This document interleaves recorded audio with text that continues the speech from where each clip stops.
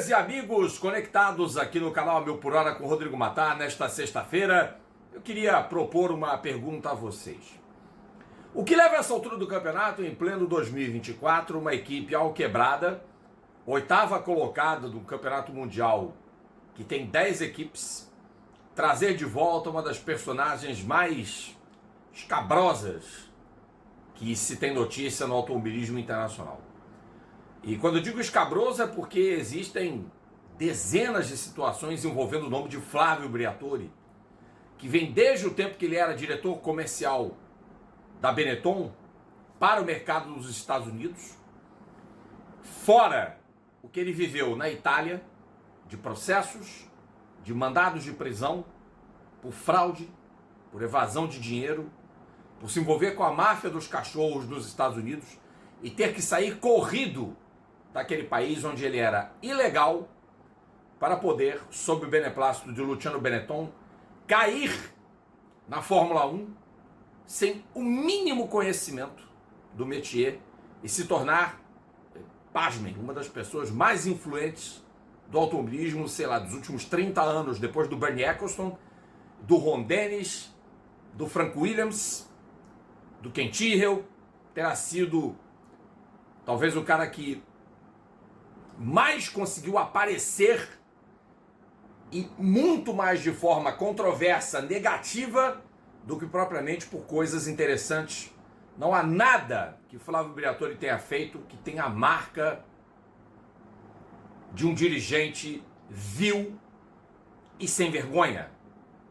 Por isso precisamos falar sobre Flávio Briatore. Por isso precisamos falar de por que a Alpine, de por que o grupo Renault traz essa figura nefasta, uma espécie de Dr. Evil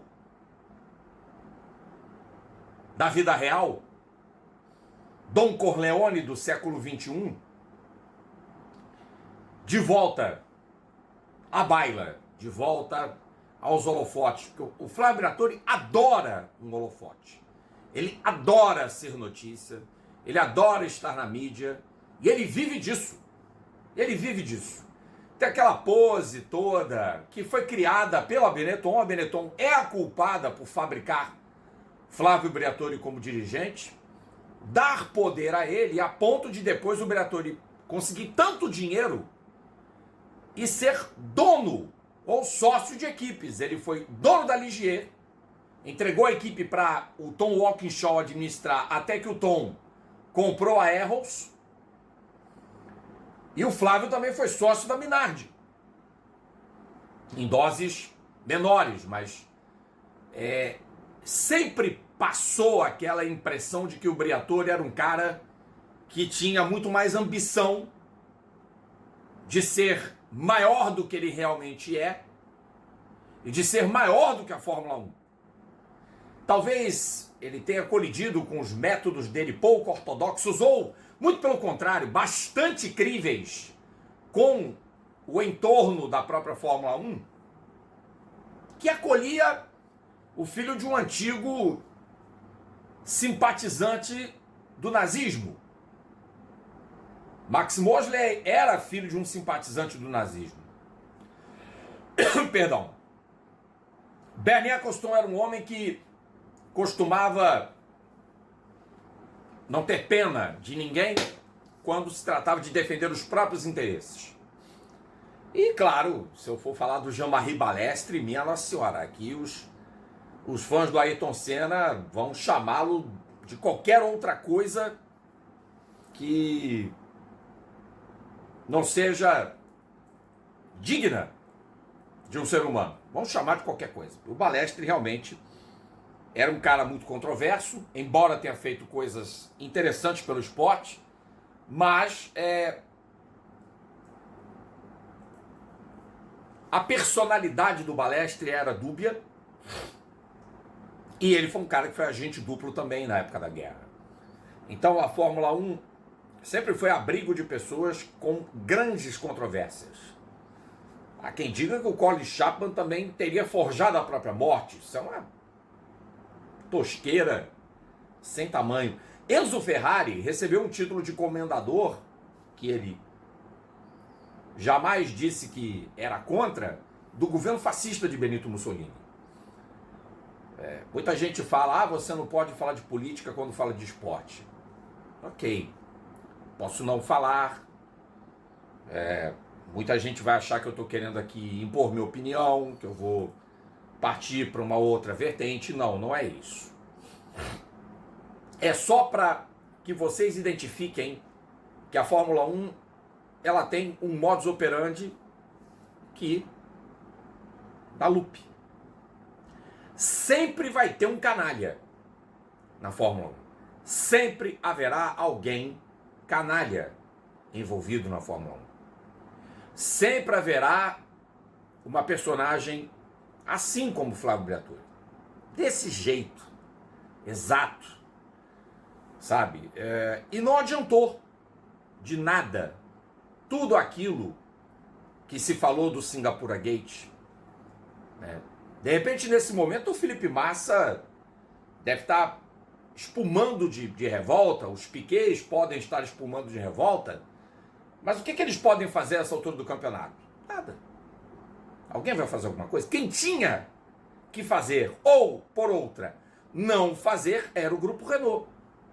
Era a Alpine, era Bruno Faman, era Luca de Mel, CEO da Alpine. Bruno Faman, que é o time principal da Fórmula 1.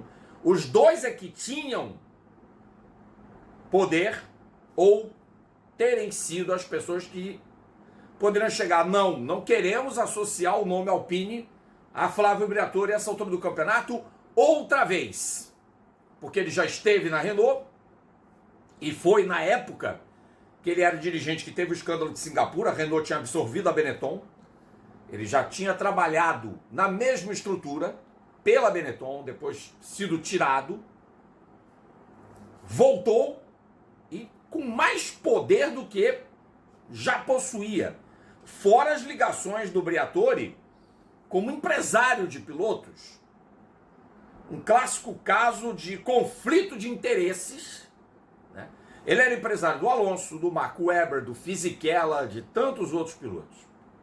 Foi do Nelsinho, foi do Lucas de Grassi, estragou a carreira de vários desses pilotos, de Arno Trulli. Se não falei do Trulli, ou se estou repetindo, desculpem-me. Mas o Flávio sempre foi muito esperto, ou metido a esperto. Um cara que se julga realmente maior do que realmente ele é. E cá estamos nós, em 21 de junho de 2024, tentando decifrar por que uma equipe de Fórmula 1 que faz uma das suas piores temporadas dos últimos anos, que só está na frente da Williams e da Kick Sauber, ou da Stake Sauber, vocês escolhem, do campeonato desse ano, tem apenas 5 pontos marcados, uma equipe em crise, que não se encontra, que não se acha, os pilotos não se gostam, Gasly e Ocon se detestam. É um caso clássico de um case de fracasso, a temporada da Alpine, um carro mal nascido, um motor que não tem potência, a Renault não tem clientes da Fórmula 1, e por incrível que pareça, a Alpine está buscando outras alternativas para 26, de até ela ser cliente da Mercedes, o que é surreal, considerando que eles têm autonomia para fazer seus próprios motores. Só que, claro, as unidades são feitas na França, a sede técnica do time é Enston, as antigas instalações da Benetton. Então, existe também um conflito de ideias entre o que a filosofia de Viry-Châtillon prega e o que é feito em Enston. Então, é uma equipe que não tem muito o que dizer hoje na Fórmula 1 sobre a Alpine, exceto que ela protagoniza um episódio triste, porque acho que todo fã de automobilismo que se preze não queria ver Flávio Briatore de volta. Eu, como jornalista, eu como fã também da modalidade, óbvio, porque se eu me envolvo na minha profissão, envolvo porque gosto do esporte, eu acho um absurdo um cara que foi julgado e banido. Tudo bem, depois teve um tribunal que teria anulado o banimento e teria sido paga uma multa de 15 mil euros ao Flávio Briatore, que é dinheiro de pinga, para quem pode pagar. Mas ele é um cara marcado por uma demissão, por ter tomado uma atitude que manchou o automobilismo, que acabou com a carreira do Nelsinho Piquet, da qual o Fernando Alonso sabia, Alan Permane sabia, Pat Simon sabia, todo o corpo da Renault sabia. E claro, o Nelsinho, que foi bom de piranha nessa história. E houve muita coisa de bastidor por trás da permanência do Nelsinho na equipe para 2009. Porque, claro, isso foi discutido. Logicamente, as cartas foram jogadas na mesa do tipo, se você não renovar o contrato, eu vou e boto a boca no mundo. O Nelson Piquet já sabia de tudo. Para ele falar o que ele queria falar em 2008 era 2 palitos. Mas Charlie Whiting demoveu e o próprio Mosley disse, olha, vamos contratar uma auditoria externa, vamos fazer uma sindicância externa, e assim foi feito. Chegou setembro de 2009, a bomba estourou. E todo mundo sabe do que aconteceu. As consequências foram terríveis para a Fórmula 1. Foi junto ao escândalo de espionagem da McLaren, afora a questão da irregularidade técnica que teria acontecido aos carros da Tyrrell em 84, e tantas outras circunstâncias que a Fórmula 1 viveu, eu acho que é o maior escândalo de um esporte, é o maior escândalo do esporte a motor, um dos maiores escândalos da história do esporte, um resultado manipulado por conta de uma decisão onde foi tudo calculado, foi tudo colocado às claras. O Nelsinho aceitou fazer parte desse teatro e tudo para fazer a Renault ganhar uma corrida. O que aconteceu ao Felipe Massa, da história do reabastecimento, eu não digo que é por causa disso, mas é uma consequência disso. Só que, claro, tem o EC, né? E se o Massa não quebra na Hungria, quando liderava? Se ele não tivesse feito a corrida que fez em Silverstone, se não tivesse rodado em Sepang, sozinho, então tem pelo menos mais 3 corridas onde uma ele andou mal, uma ele errou e na outra foi uma falha técnica da Ferrari. Imputar somente a Singapura o fato de ele ter perdido o Campeonato Mundial de 2008 é também de uma pequenez muito grande da parte do piloto brasileiro. Usar isso como desculpa é pequenez do Massa. Mas é ao mesmo tempo uma situação que foi criada naquela corrida que é extremamente grave. Não dá para tapar o sol com a peneira. De que tudo o que a Renault protagonizou no GP de Singapura há mais de 15 anos atrás é uma vergonha sob todos os aspectos. O Briatore é um cara sem moral. Ele não é digno para o esporte. Mas, em se tratando das pessoas que lá estiveram, e do que muitos fizeram, do que Mosley fez, do que Ecclestone fez, do que Balestre fez, do que Briatore fez e tá aí de volta, no que ele difere dos outros 3 que eu acabei de citar? Nada. Tem 2 aí que já estão no andar de baixo. Não sei. Dependendo do viés, no andar de cima. Tanto o Mosley quanto o Balestre já não estão mais entre nós. O Ecclestone tá aí ainda vivo. Deitando falação. E agora volta o Briatore. Dirão assim, cada um tem a Fórmula 1 que merece. E realmente, nesse caso, a Fórmula 1 pode estar tendo o que merece. De ter, outra vez, esse canalha chamado Flávio Briatore como dirigente. Não importa se numa outra função que não esteja muito ligada à pista, mas não interessa, é o nome de uma equipe que está mal das pernas, que está em jogo. E é muito ruim para o Bruno Faman, por exemplo, ou para quem quer que seja, ter que dar explicações sobre o Flávio Briatore.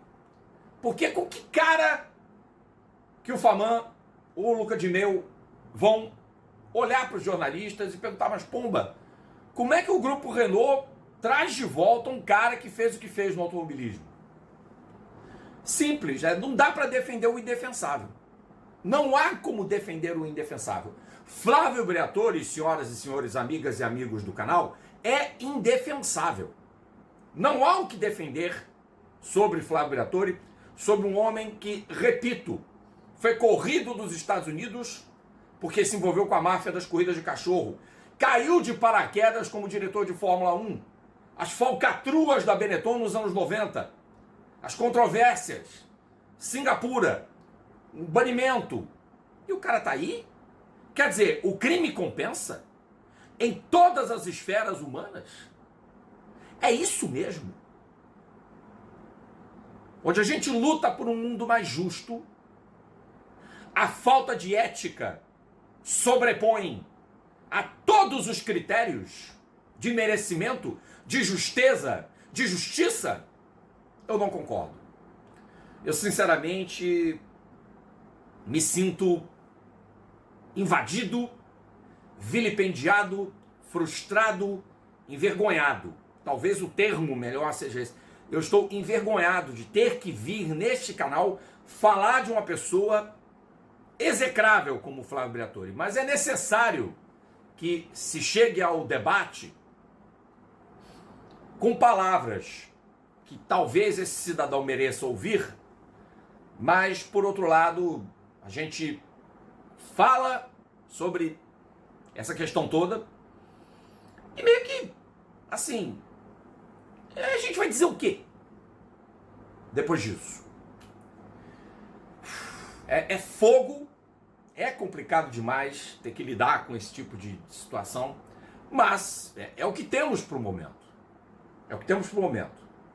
Ver de volta aquela figura abjeta circulando no paddock, e vai rolar beijo à mão, vai rolar abraço, amici, aquela coisa toda, mio amico, Briatore, amici, como bom mafioso. E assim caminha a humanidade. Passos de formiga e sem vontade, já dizia o poeta, já dizia a canção. É muito complicado, sabe? É muito complicado a gente tentar entender como é que os mecanismos funcionam, e é o loop, né? É um loop que eu disse.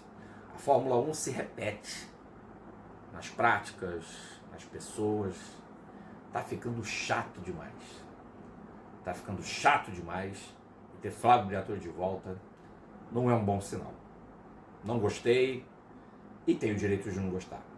Mas também vou me reservar o direito de falar dele menos do que deveria, ou seja, não falar mais nada sobre Flávio Briatore, exceto se alguma relevância de assunto permitir.